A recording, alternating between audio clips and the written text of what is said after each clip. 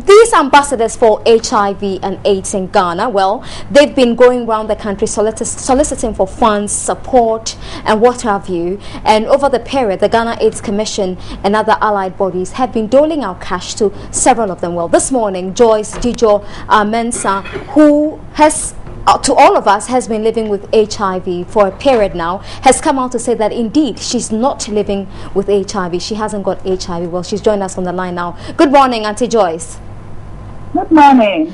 Okay, Auntie Joyce, the news that is coming in this morning is that you don't have HIV or AIDS. Is that true? Yes, please, I don't have it. So why have we all known for so long that you have HIV and AIDS or AIDS? Why I have not known? Why have we all known? Oh, okay. It's because I came out to talk about it. Okay. But did you ever tell anyone that you had it? Did I ever tell anyone? That you had it? Yeah, I have done that publicly. Publicly. Okay, so you were being supported by the Ghana AIDS Commission. The Ghana AIDS Commission was giving you money because you claimed you were living with HIV and you were going around the country talking about discrimination and stigmatization. That the Ghana AIDS Commission has given me money to do that work? Yes. No, I wasn't given money to do that work. Okay, so what exactly is your story? The story is that I had a boyfriend in the church, and he was infected with HIV. I didn't know myself. And so, going out with him, someone stepped on my toes and told me. So I became very careful. But before then, I have had sex with him. But you know, there is an HIV medication that you take when you are exposed to HIV within 72 hours. When you take it, you don't become infected. You get me? Yes. And so, but unfortunately for me, I became pregnant for him, and he also died of AIDS. And due to that, people got to know he died of AIDS. So I was stigmatized. I went through a lot. Things that I went through, I can't see everything now. And I believe those who have been hearing my story over the years, they know what I've gone through. I have been saying it on air for about close to five years now. That is stigmatization. Okay. Stigmatization can even kill someone. Okay. So it came to a point that I couldn't live in that same house where I used to live with my parents. Okay. And I was thrown out of the house. So I ended up in the Secretariat of National Associations of Persons Living with HIV in Ghana here. Okay. That was where I ended up because I didn't have anywhere to go. I have been tagged with HIV. So that is the only place I could find solace. Okay, but were you at any point an ambassador for HIV and AIDS? Come again? Were you at any point made an ambassador for HIV and AIDS? Yeah, I called myself HIV ambassador, but I became heart-to-heart ambassador for Ghana AIDS Commission. Okay, and did the Ghana AIDS Commission know that you were not living with HIV? I don't know. Okay, so that is actually the thrust of our issue here, because over the period we've all thought that you were living with HIV, only for you to tell us this morning that you've never had HIV. Why are you now coming out to tell us the truth when you had over the period been considered a heart-to-heart ambassador? Well, because I did it with all my heart to educate people that even if people are living with HIV, they are just human.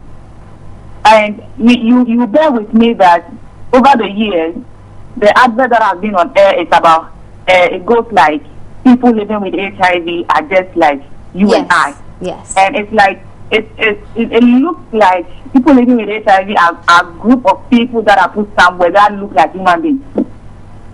You get me? So I wanted it to be like, people, I am also living with HIV. Not that they are like me, that I am, because I can be.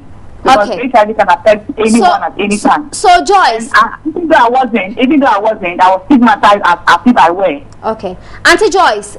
So do you agree? Do you accept that you lied to the entire nation about your HIV status?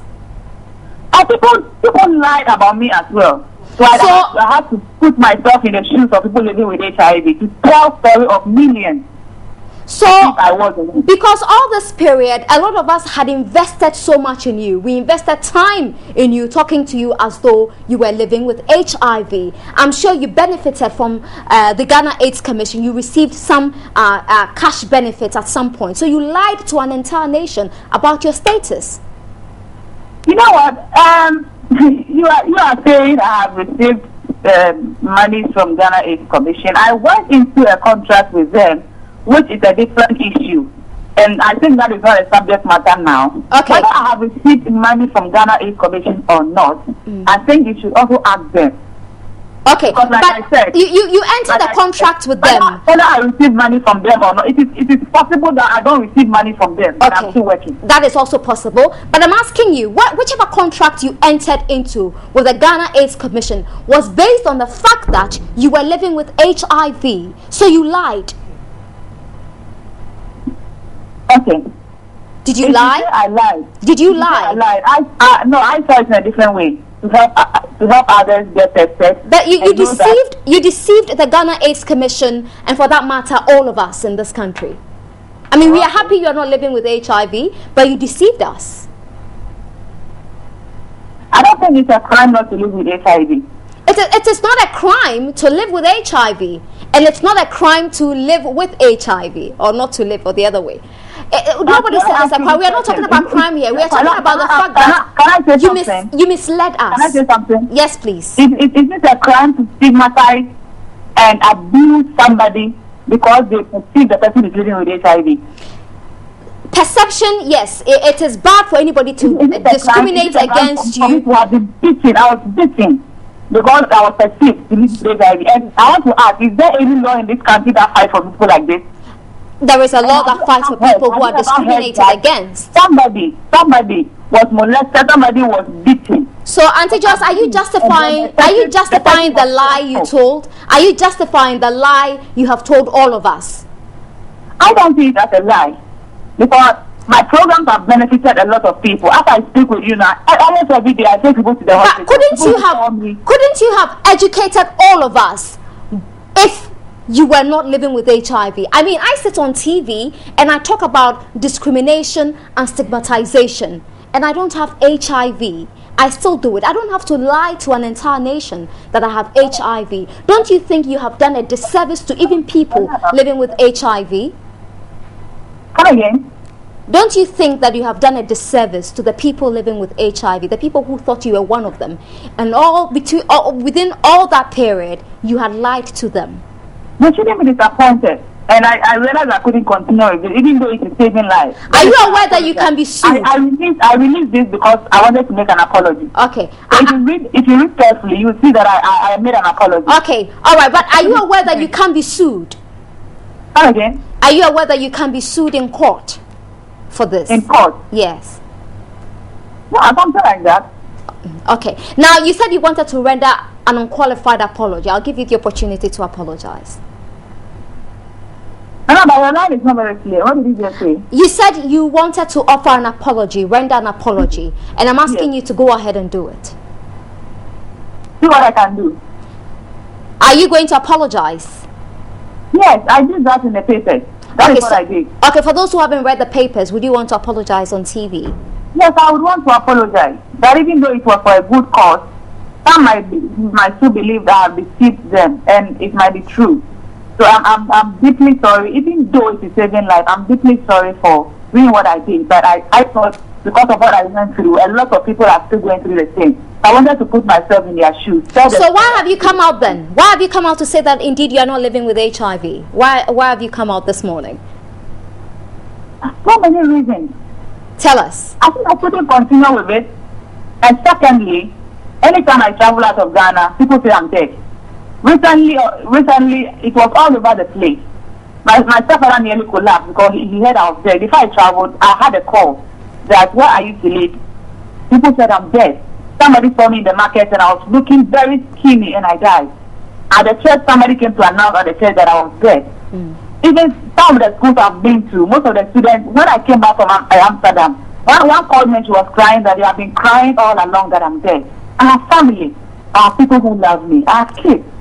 So if I'm going through all this and then I'm perceived to be dead when I am not, then I don't see where the education is heading towards.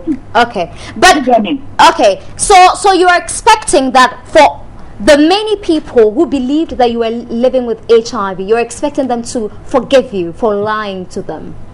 Yes, I want them to forgive me. Thank you very much, Joyce Dzidzor Mensah.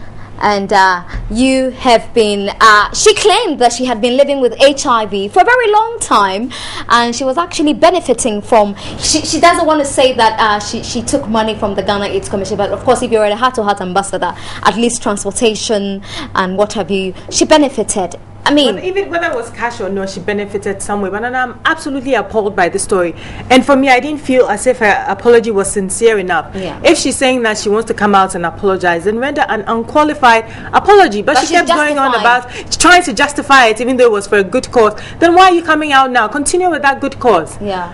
You don't have to live with HIV. Do you have to live with HIV and AIDS to talk about HIV? Not at all. I am absolutely horrified. This is terrible. It is shocking.